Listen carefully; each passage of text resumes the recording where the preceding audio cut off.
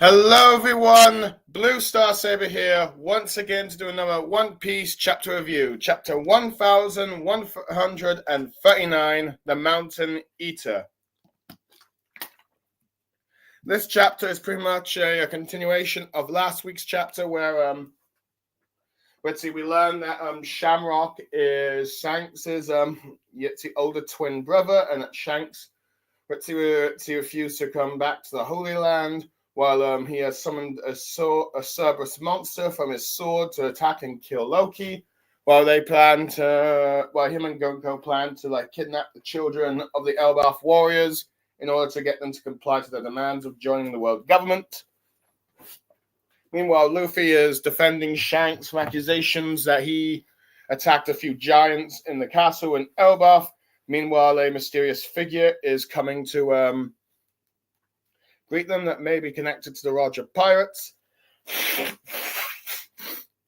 The kids are currently still playing at school from the look of things. Frankie sees a mural drawn by kids from 800 to 900 years ago. Robin is reading the Harley text as we see a sort of description of each of the three worlds and a sort of alliance that fought against the world government 800 years ago, if you will.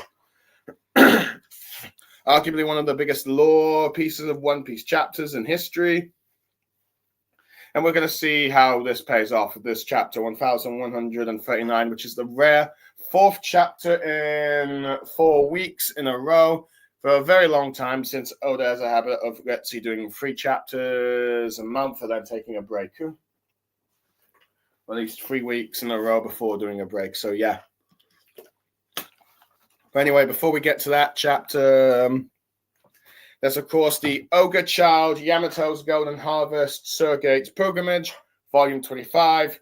We capture a rebellious duo in which we see Who's Who sheathing a sword with a bunch of his minions cheering from below, raising fists or thumbs down. And from the shadow figure X, it seems to be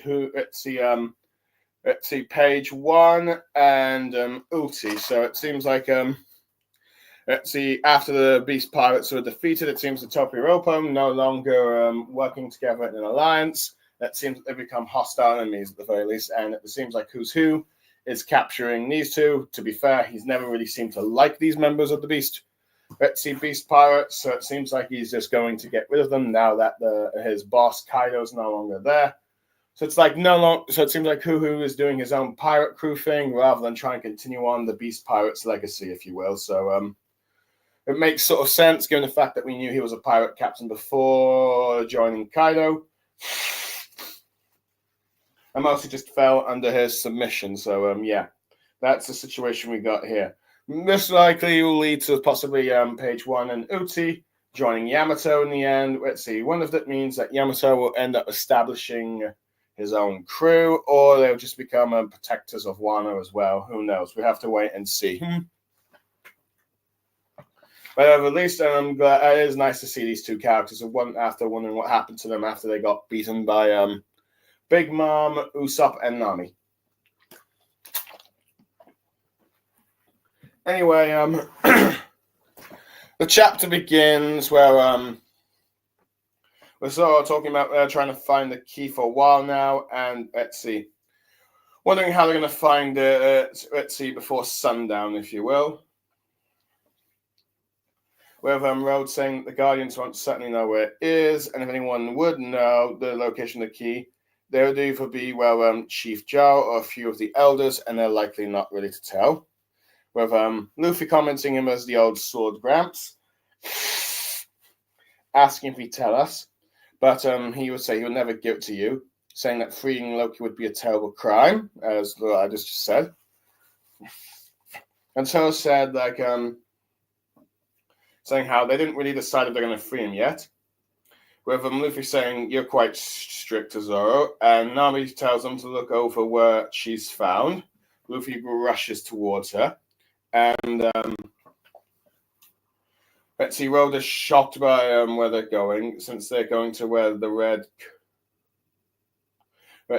shocked where they're going, as, I think Nami comments about Red Comet, thinking this is the throne room. And Road is a bit, let's see, nervous going in. We see it's all busted up, and they're talking, and they see like the scars of a fisher's battle here from this front row. And apparently, even the ceiling is missing. But it also has like a strange mark, which they are curious about that. Rhodes seems to be a bit surprised by the mark.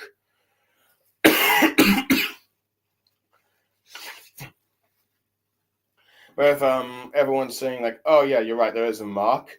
With one of them like I think Nami saying it looks like a magic circle out of a book or something, and which gets someone asking what magic. Well, I think either Road or actually I think it was Road that said the whole magic thing, but and then he explains how it's a thing they use to ritual demon summon some creatures in some country or another. Let's see, which shocks, I think, let's see, arguably Nami about, let's see, demons. But anyway, one of the men that Straw Hats asked what are such a things in the throne room, and Luffy talks about how he's seen something like that lately, though he can't recall where. Obviously, let's see, recalling like Egghead Island, but seemingly forgetting that it was the 5 elders that did the sort of summoning. But as Luffy is wondering that, someone calls out his name. Let's see, Rhodes asking who is that, a demon? Nami says it's not really a demon, but who is it? As Rhodes goes a bit more hysterical about a lost soul from the grave coming to haunt them. As let's see, as Rhodes starts to try and do a Spirits of the Dead rest in peace chant, the let's see mysterious voice says he's hoping to meet Luffy. Luffy with him demanding to show himself. Let's see, Nami just going like, or maybe Rhodes saying that, let's see, are you a demon summoned? I knew this place was haunted. Rhodes wanting to flee before the ghost comes out, but Luffy tells him not to run, as Setsi and axe is thrown to prevent Rhodes from escaping, dropping the Straw Hats, particularly Nami, who shouts, "Don't drop us!" But is safely rescued by Zoro, which would probably get Sanji in a very jealous sort of like situation. Let's see, as let's see, they look on to see who it is, as they see someone on the chair. Ro tries to apologize to Nami, but Nami's too angry at him and saying that she's going to smack him. As mysterious cloaked figure that, let's see, befriended Crocus going like, let's see, is finally fully face revealed as Road goes like, it's yeah, but why are you here? As we get a instruction, say human, former pirate, living in Elbaf, Mr. Ya, with him just going on about saying, I felt some very abnormal hockey coming from the castle earlier. It seems to have left, but now I find you here instead. And the mysterious figure pretty much looks like an Elder Scaban from the Roger Pirates, given his glasses and the beard, if you will. As he goes on about how Mr. Ya goes about how he heard stories about you, Straw Hat Luffy, including that you took care of Kaido, saying, boy, I'd love to go traveling around the Wano again, which further emphasizes that it's likely Scapa Caban, since he's been to Wano once before. With Luffy being a bit surprised by her Saya. Let's see about that. As World goes like, yes, he goes by Mr. Ya and Elbaf, saying that you went to school, correct? Did you not meet the teacher named Ripley there? Saying that he is her husband, and says like, oh, so you're the dad of that giant shrimp? He just laughs at the name Scaban. Mr. Ya laughs at the giant shrimp name, saying, haha, I guess I am.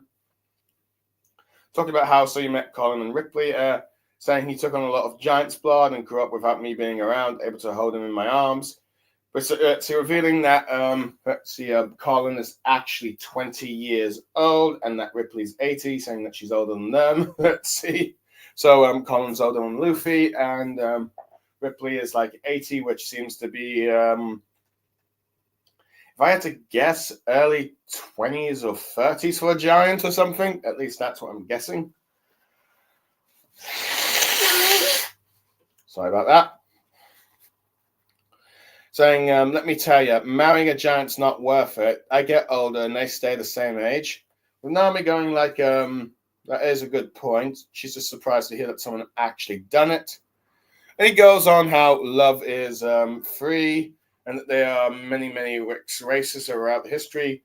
The Buccaneers, the Dos and Dada, the long arms and long eggs, and the Wotons. Let's see, saying that these blended people don't tend to last very long, but in every area there's always been those who are more open-minded. As he jumps down. Sora comments that he seems to know a lot, and he's asking who he is, as he does a sort of like Jiraiya or Wano like Rizo, or let's see, Kimimon Poe saying, I am the preacher of love, with Luffy just laughing, saying how that sounds like something that Sanji would be saying when he's older. Obviously hinting, of course, the connections between, let's see, Sanji and Scopper if you will. As he goes about, Luffy bluntly says he's searching for the key to Loki's cuffs.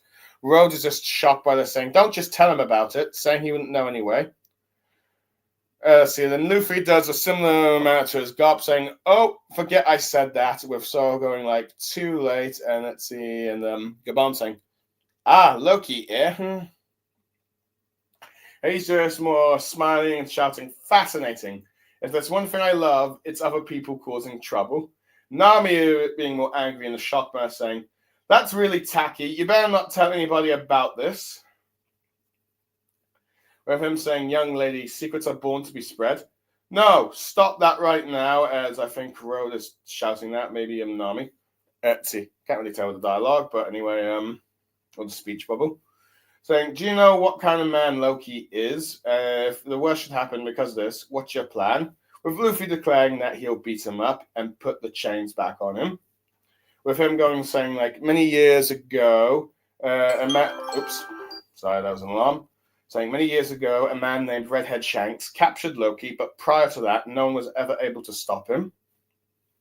Saying if you don't know what kind of powers Loki has, or the damage he might do, or what damage he might do, let's see, what damage he might do. But before he can finish, Luffy goes like, "Hey, wait!" And he goes like, as Luffy's just going to say, "Let's look for the key." I think he's going on a yapping for a while.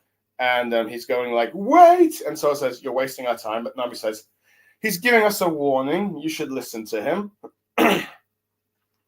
Rhodes trying to apologizing to Sayar, saying that they're just, let's see, a bit hasty. But let's see, Mr. Yar just smiles, thinking back to when he was Scopper Gabong. Let's see, thinking of Ren Roger saying, I'm sick of all your warnings. Are you afraid? With Scopper Gabong saying, I didn't say that. With Roger just shouting back at Scaban, saying, if you want to stop me, you'll have to do it by force. With him saying, I'm telling you to be aware of the risks, idiot Roger. With Scaban saying, hey, Rodo, go up to the throne and push it. Let's see, he's a bit confused by that, but does so. But anyway, we then cut to a Elbaf village where it says, in the old Pirate King's crew, someone's talking about this, saying there were two others who were especially strong, aside from Roger himself, with Usopp saying, oh yeah, I'm guessing it's Rayleigh and someone else, and it's Omi that's explaining it, saying that's correct, saying one time Roger the captain needed to rest and heal, so he and this other fellow went to the hospital in the mountains, unfortunately, explaining that got surrounded by a bunch of enemy pirates, but this fellow went on his own and took down hundreds of enemies with just 2 axes. But which surprises Usopp by himself with 2 axes, and saying that there's more in the place where he fought, saying that there was only the bold mountain left, besides not a single tree standing, showing that Skokka Bogan did all that damage to the battleground. Usopp being surprised by this, saying it's a little excessive, as you see. As Omi's explained this, Gerd's listening along, I think, with what appears to be, can't tell who else besides Jinbei. I think it might be Brook, if I had to guess. But, oh, yeah, it's Brook as we get a panel, and there's also Sanji listening in. as he goes on, and because of that, he gained the effort of Mountain Eater. Jimbo talks about how it's a well-known story. As the person goes on, after the first mate Silver Rayleigh, this man was known as the Pirate King's left arm. Let's see, we cut back to the castle where someone says a hidden room, and another says a treasure chamber. As Nami goes like, I love you, Mr. Ya. Treasure, treasure, as you get Nami giddy about treasure. With Roden just carrying down, asking, how do you know about the Soya? Saying exploring is his thing. As Luffy's surprised and Nami's going all sparky lights for treasure. As one of them shouts, a treasure chest room, and another realizes they're all empty. But let's see, Mr. Yargo's like, gahaha, but it was a treasure room. Nami just shouts and cries, you lied to me, because she's not getting any treasure. And he goes like, hey, don't blame me, saying it's an abandoned castle, the perfect target for burglars. But tells Luffy to look as we see in the empty chest chamber a giant key, with Luffy realizing it there, saying that if Scaban is now saying there's something no burglar would take care to take. And he's saying yes. But let's see, Scaban takes off his Wano hat, if you will, saying, in other words, releasing Loki is something even the wicked dare not do. So he asks Luffy, will you still take the key? Surprised by this, but anyway, someone from the village shouts, what? And as Omi says, yes, he is here. He's been living in Elbaf for over 20 years. As someone says, really? As Omi and Kashi say, a legendary figure who stood shoulder to shoulder with Roger and Lady, the left arm of the Pirate King, with Skokabagam grabbing the key, say, then take it from me if you can, as the giants announce his name, Skokabagaban, ending the chapter as he's challenging Luffy to a fight to steal the key.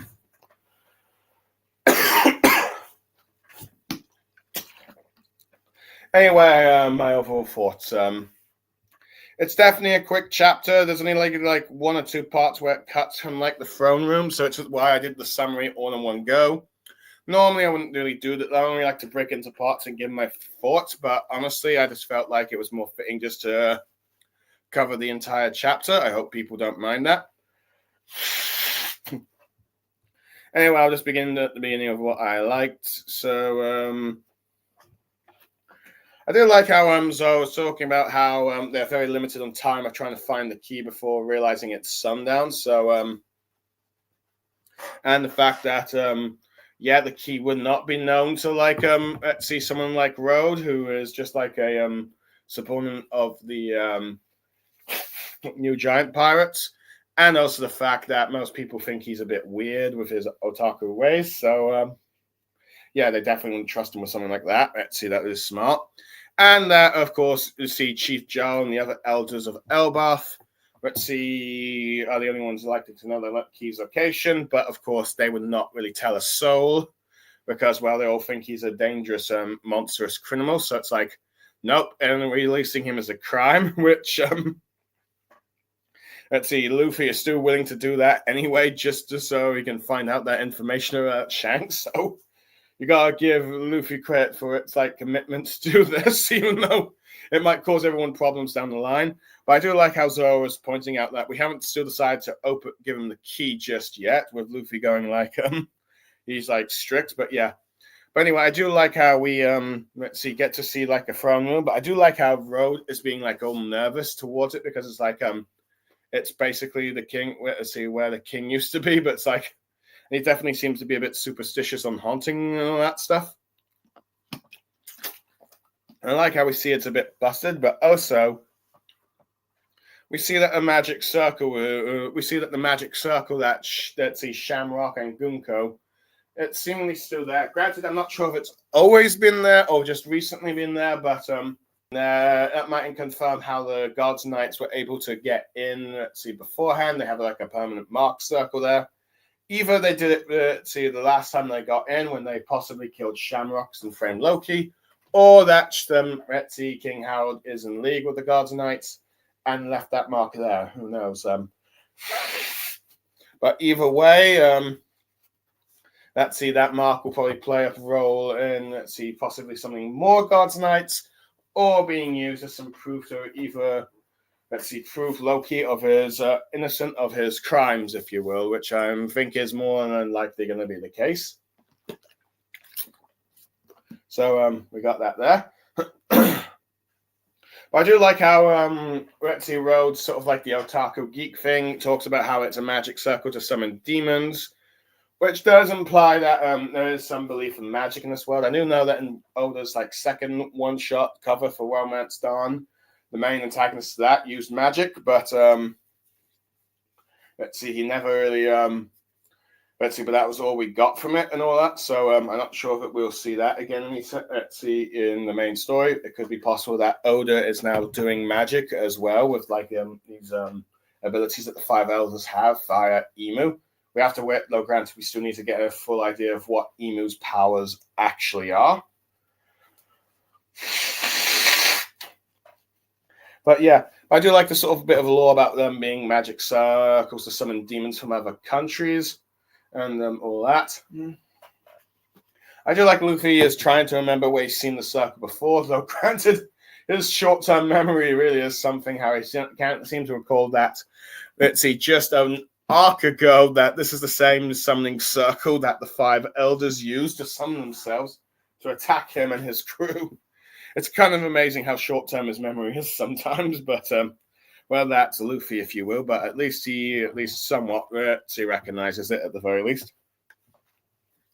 Anyway, I do like how when Scopper Gaban ends up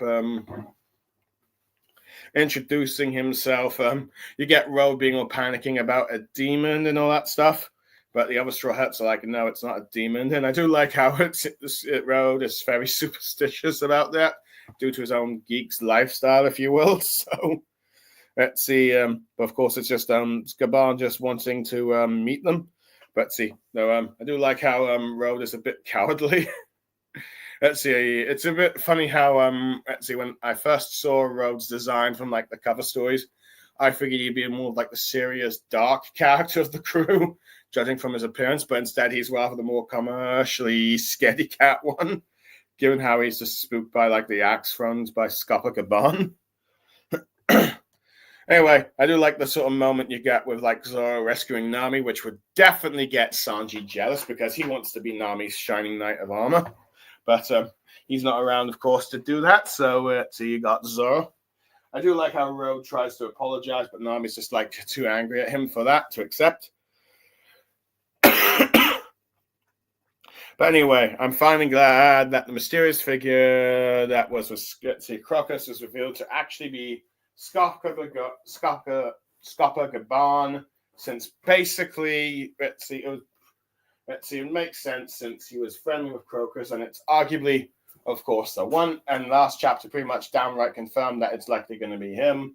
That Scopper, since this is the last major member of the Roger Pirates that we have yet to really know and interact with, so it's finally time that he's here.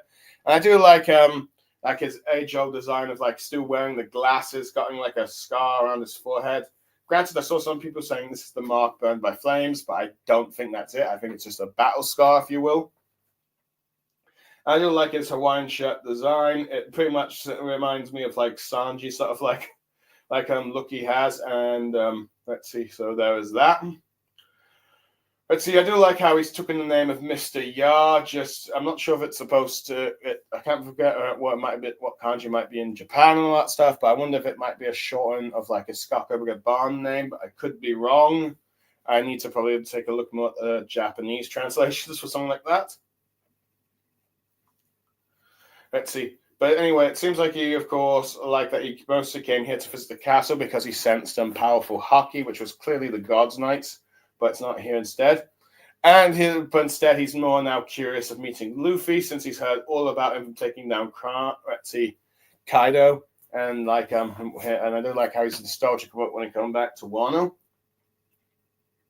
And I like that we got confirmation that yes, he is actually the father of Colin and the husband of Ripley, even though he doesn't seem to consider it an official marriage. So, but yeah.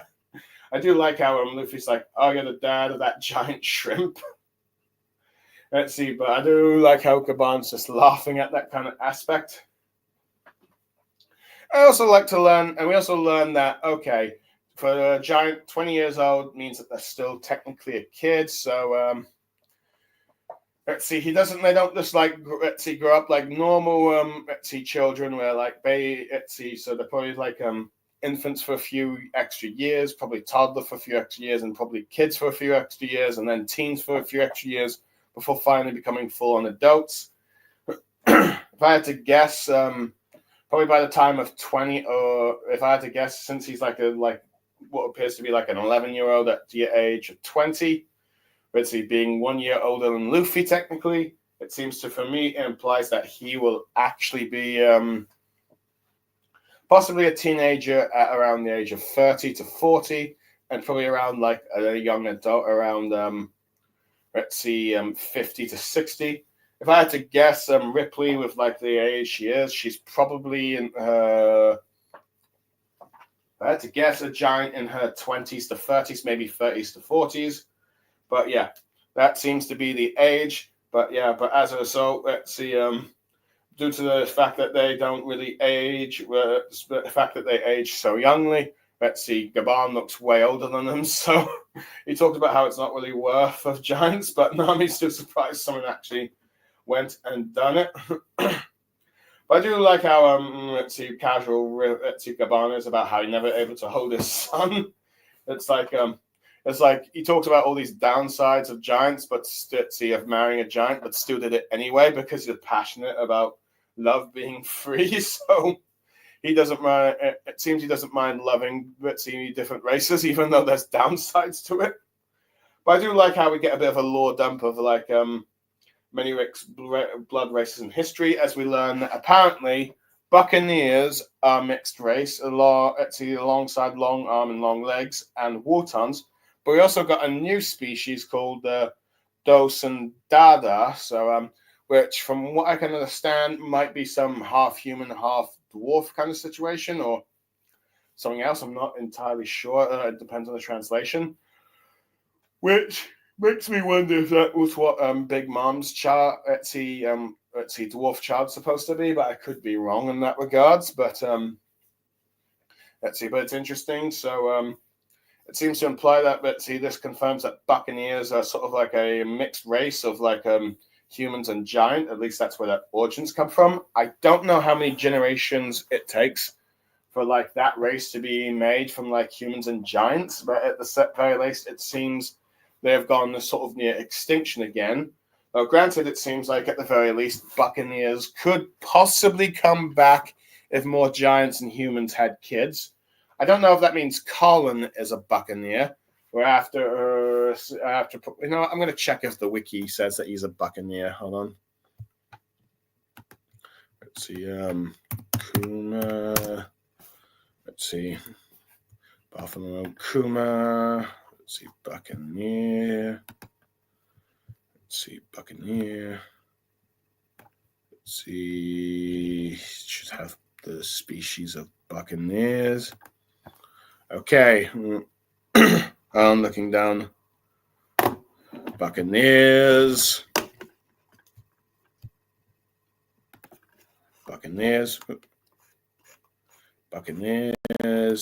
Well, nope. Still only like Buffalo, Kuma, and Gabon are regarded as Buccaneers still. So it seems Colin is not really considered a Buccaneer. But anyway, I do like how we got a mention of all these species, especially Wotans, which hasn't really been seen since the Long Island arc, since there was once a member of Foxy's crew.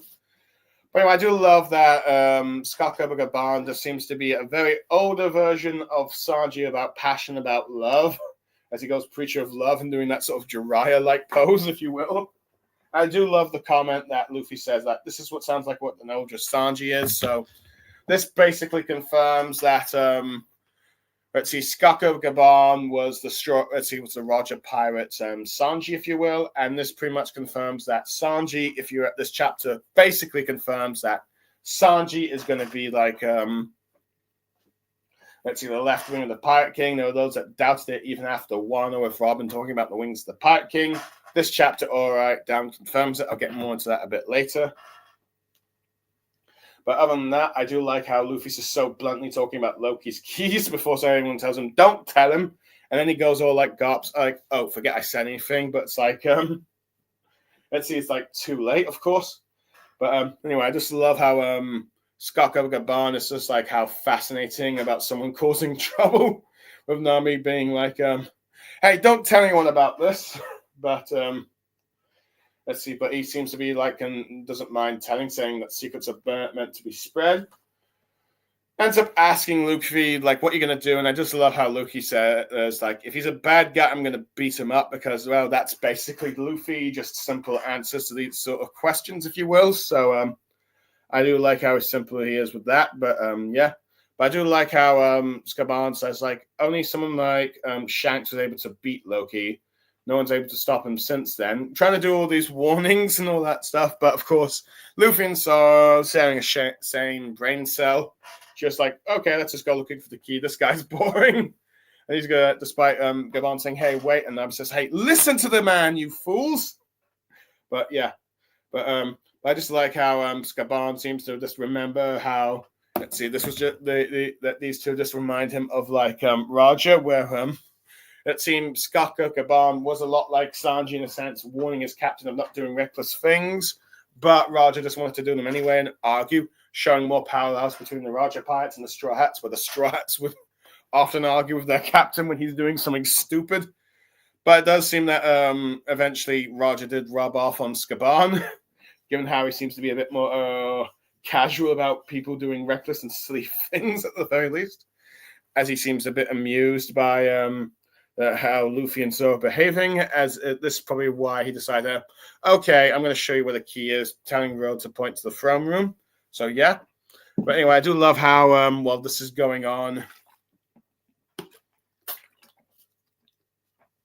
we've got Usopp, Jinbei, Brock, and Sanji listening into, like, the story about, let's see, the story about how the remaining Straw Hats that went to celebrate in the party are learning about the, let's see, the other member of Roger's pirate crew. Let's see, and we get like quite a bit of a lore dump on the history of like how infamous Skako Gaban is. Sorry, I'm mispronouncing it wrong.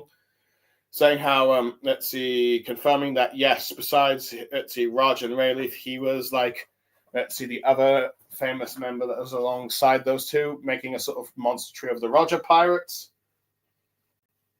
And while maybe not as famous as them, he seems to be at least, let's see, as Usopp didn't know about him, but someone like Jinbei at the very least did. So it seems like maybe not as famous as Dark King Rayleigh, but famous enough that most people have heard his name. And we get a bit of a lore of that Roger once had to rest in the hospital or something, which might be related to the illness that he had. Who knows? Skako Gaban was there by his side, and he took out hundreds of pirates to try to take him out, using him only with his two axes and causing, like, let's see, in the mountain range, chopping down all the trees and getting the nickname the Mountain Eater, showing that his own sort of legendary status as a pirate, showing that he was like a one-man army taking on other pirates, which you'd think would really make a bit more sense since in God Valley, you pretty much had Roger, Rayleigh, and Skako Gaban on one side, plus also there was Garp, let's see, eventually joined them, against all those big titans and the rocks pirates. So yeah, it would make sense that Roger would have someone that would be able to fight alongside that caliber of pirate crews. So yeah. And this, like I said a bit earlier, okay, yeah, let's see. We finally have someone that confirms Endgame Sanji is going to be, let's see, alongside Zoro and Luffy. For those who are like fans of the classic monster trio, who had to deal with all kinds of accusations, particularly Sanji fans saying that, Sanji is not going to be alongside Zoro and Luffy. He's going to be like, at best, Yonko crew commander level. He's not going to be on their level. But nope, Sanji is very much endgame going to be on that level. He may not be as strong as Luffy and Zoro. He may end up being like the third strongest of Monster Trio. He may be the one that Oda sometimes will give moments of losses to, or at least not as many wins as we've seen. As unfortunately, that was the big part of the beginning of like most of the New World, where after Fishman Island, he sort of drew it. He didn't really get to beat Virgo, Doflamingo, lost to like his father, all that kind of stuff, but end up getting like a big win against Queen. And a few sort of awesome moments against S-Shark, S-Shark, Kizaru, and then Nisturo, the Five Elders, even though he didn't win those fights. At the very least, he is still technically a part of the Monster Trio. He might get some of the more L's of the group, but at the very least, he's still a member, and his end game is basically going to be Copacabana. So yeah, let's see. No matter what happens, Sanji is a part of the Monster Trio.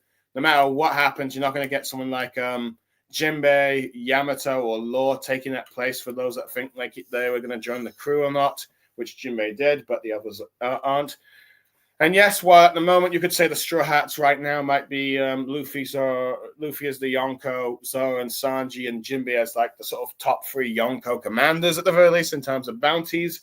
At the end of the day, Zoro and Sanji are going to be up there with Luffy, and you're probably going to see that when you get like at the very least, when the Straw Hats battle the Marines, where you get like arguably Luffy versus Akainu, Zoro possibly fighting Ryuko, and let's see, Sanji versus Kizaru. So yeah, that's sort of being perfectly set up, and I think you're going to see that kind of thing. But yeah, let's see. Sanji is going to be the left hand of the new Pirate King, the Copacabana, as the Copacabana was the left arm of the Pirate King. Let's see, alongside. So yeah. Let's see. That is what's going to happen. So basically, for Sanji fans, you've just got that confirmation that he is the third member of the Monster Trio.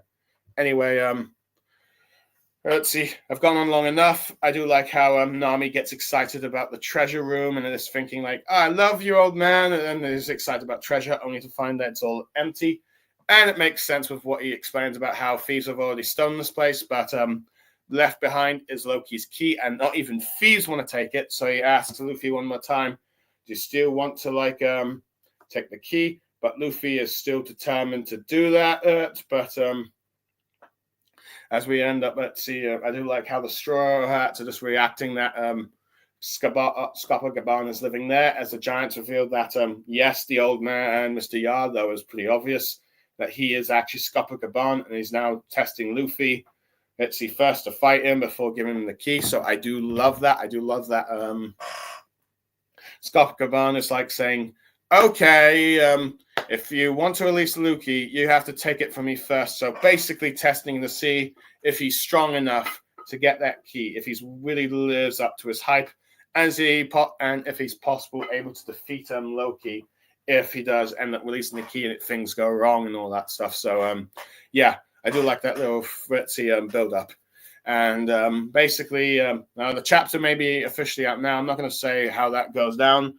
Basically, we're going to get probably at least a little show off of what Copacabana could do, but arguably not enough to like say he should not be strong enough to beat Luffy and so at this point. But at the very least, we got to see his skills a bit, see some of his skills, enough to show that, okay, he's one of those, let's see, old legends that has a bit of strength, but not enough to take on the new generation.